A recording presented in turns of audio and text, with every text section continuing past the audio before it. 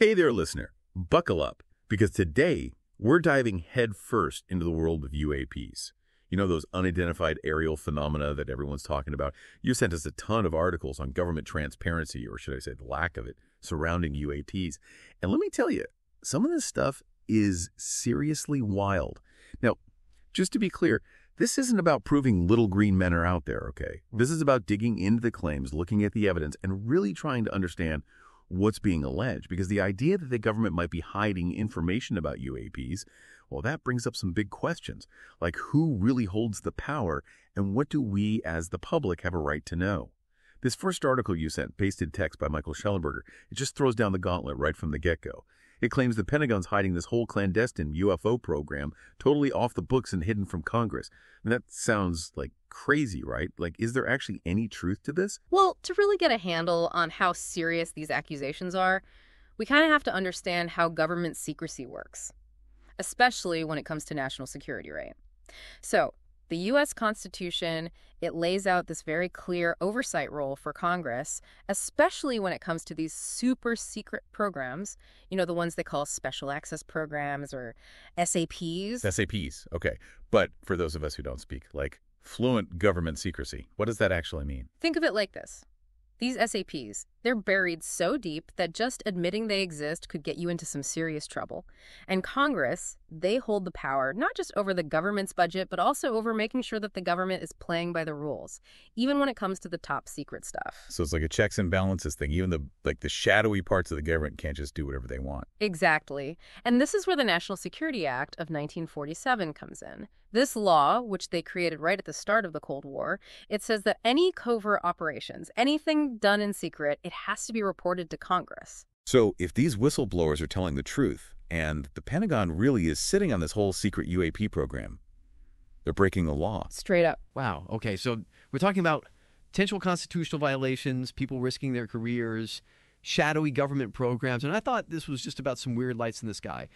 But, and this is a big but, the Pentagon, in their 2024 UAP report, they completely deny any of this is happening. They say there's no reverse engineering alien tech, no cover-ups, and that these claims are all just like circular reporting from a few, let's just say, very enthusiastic folks. In fact, the guy who used to be in charge of the Pentagon's UAP investigation team, that's the All-Domain Anomaly Resolution Office, ARIR for short, he's been pretty dismissive of the whole thing. It's almost like he's saying, move along, folks, nothing to see here. Mm-hmm. But, and this is a big but, not everyone's buying what the ARIR is telling. You know, critics, and I'm talking some heavy hitters here, like Christopher Mellon, he was a Deputy Assistant Secretary of Defense. They've called out the report for having factual errors, missing information, even citing Wikipedia as a source. Like, come on, that's not exactly, you know, rigorous academic research. So we have this weird situation, right? Where on one hand, you have these official denials, and the very office that's supposed to be investigating UAPs is basically brushing it off. And then on the other hand, we have this report that seems, well, shaky at best, and a whole bunch of voices saying that something's not right. It's enough to make you wonder if the truth really is out there or if we're all just chasing shadows. What do you think about all this? I mean, this whole he said, they said thing is confusing, to say the least. It's definitely a mess. And the really interesting thing here is that it's not just a few fringe voices yelling, the sky is falling. We're talking big names. Political heavyweights like Donald Trump, Senator Rubio, Senator Gillibrand. These are people with some serious influence, and they're openly acknowledging the UAP issue.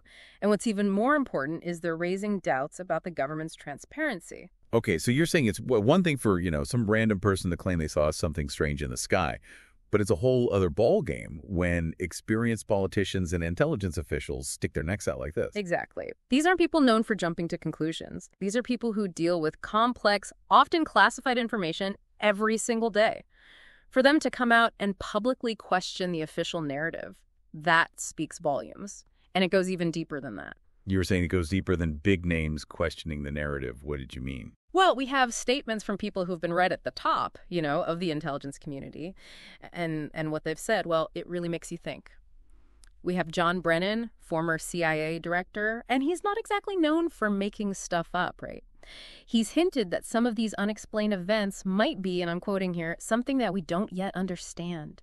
He even said it could point to a different form of life. Whoa, okay, hold on. A different form of life. I mean, you don't hear that every day from government officials. Right. And get this, Avril Haines, she's the director of national intelligence right now. She's also suggested that maybe some UAPs could be, well, non-human intelligence. So we have past and present intelligence officials saying we might not be alone, but meanwhile the Pentagon's over there saying, nope, nothing to see here, folks. No alien tech, no cover-ups. Well, it's a lot to take in. And then on top of all that, we have David Grush. This guy, a former intelligence officer, just drops this bombshell on Congress. He claimed, get this, that the U.S. government has, and I quote, retrieved spacecraft of non-human origin and bodies. Spacecraft and body. I mean, how do you even wrap your head around that? It's like straight out of a movie. Yeah, it's a big claim for sure, and it'd be easy to just, dismiss it. But we have to look at who's making the claim, right? And is there anything to back it up? Right, because anyone can just say anything. The question is there any actual evidence? Exactly. And with Grush, what's interesting is his story, it's actually been backed up by other people, other government insiders. So he's not the only one saying this. No, not at all. And then there's the Intelligence Community Inspector General. They're like the watchdogs for the intelligence community. They make sure everyone's playing by the rules. Well, they looked into Grush's claims, specifically that the intelligence community was hiding UAP info from Congress. So this is serious stuff. We're not talking about some, conspiracy theory website. This is the official watchdog. Right. And get this, they said Grush's complaint was credible and urgent. And to make things even more interesting, Grush had the backing of Charles McCullough III, and this is the first ever Inspector General of the intelligence community. So this is someone who knows about government secrecy firsthand, and he thought these claims were worth looking into. Okay, so before we, go full X-Files here, shouldn't we at least think about other explanations for UAPs? Of course, yeah. Being skeptical is always a good thing. I mean, just because we want the government to be transparent doesn't mean that we're, dealing with aliens. Right, maybe some of these things people are seeing, maybe they could be explained by stuff we already know about, like natural phenomena. Exactly. I mean, nature can be pretty weird, right? Think about ball lightning. It's this rare thing, and we don't really understand it, but it can create these glowing balls of light, and they can move around in really strange ways. So it's not crazy to think that some UAPs could be that. That makes sense. What about, really advanced technology? I mean, could it be that some of these UAPs are experimental aircraft or drones, something so advanced that it just looks totally crazy to us? Yeah, that's definitely something to think about. Governments and companies are always working on new technology, pushing the boundaries. So yeah, some UAPs could be prototypes or classified projects designed to be stealthy, hard to spot. But wouldn't someone have said something by now, if these secret projects were real? Not necessarily. We could be talking about super secret programs, the kind where just mentioning them could get you into huge trouble. So yeah, it's totally believable that anyone involved would be completely silent, because they'd be afraid of the consequences. So it's the catch-22, right? These programs, they're so secret that it's almost impossible to know if they're even real. But there's still this question, this nagging feeling. Could it all be, a hoax? History's full of governments using disinformation, right, to mess with people's heads. Yeah, you're right to bring that up. Governments have a long history of using disinformation, to cause trouble, protect secrets, or just to control what people think. So we're back to that trust thing, or maybe the lack of it. If governments have used disinformation before, couldn't they be, doing it now with UAPs? Yeah, it's possible. There's actually a really good example from history that shows exactly what you're talking about. Back in the day, the Air Force, they went to a lot of trouble to mislead this UFO enthusiast, all to protect their secret weapons program. They used that classic line, right? It's just a weather balloon. See, that's what I mean. It wouldn't be the first time a government, stretched the truth a little, especially when it comes to, top secret stuff. You're right. That case, it just shows how governments can be, deceptive, especially when they're trying to keep secrets. But, and this is important, just because it happened before doesn't mean it's happening now. Some UAPs, maybe they are classified technology, but we can't just assume that every weird thing in the sky is part of some big cover-up. So where does that leave us? We've got all this conflicting information. We've got whistleblowers who seem credible and are risking a lot to speak out. We've got explanations that range from natural stuff to, super advanced tech.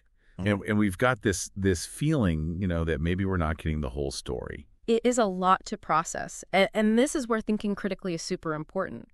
We can't just believe everything we hear, but we can't dismiss everything either, right? So we got to walk this line between, like, being open-minded and being skeptical. Exactly. Look at the evidence, listen to different sides, and just be open to the possibility that the truth might be a lot stranger than we think.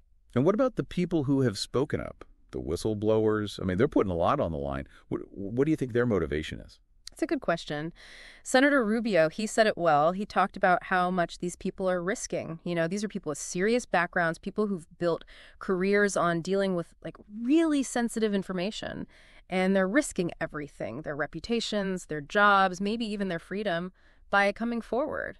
It makes you wonder, like, what do they get out of it? Right, and that leads to a bigger issue, something that goes way beyond UAPs. It's about, you know, who has the power?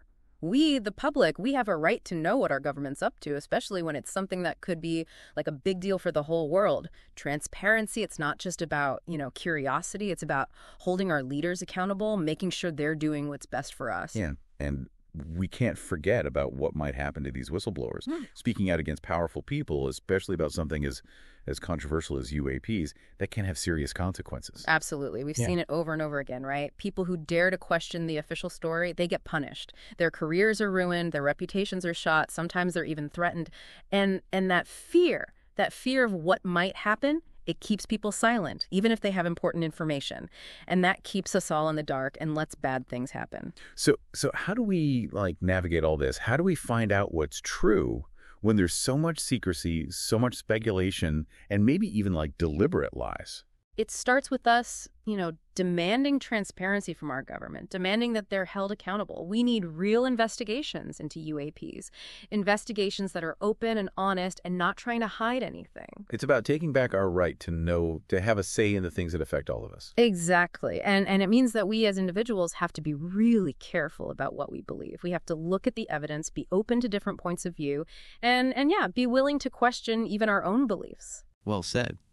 This deep dive has been quite a ride. We've talked about government secrets, we've talked about whistleblowers, and we've talked about what UAPs could mean, from the simple explanations to the really wild ones. But as we wrap things up here, I want to leave you with this. If there were people in the government who are keeping information about UAPs from us, what does that say about our democracy? Is it really about national security? Or is it something else, something that goes against the very idea of a government that is honest with its people?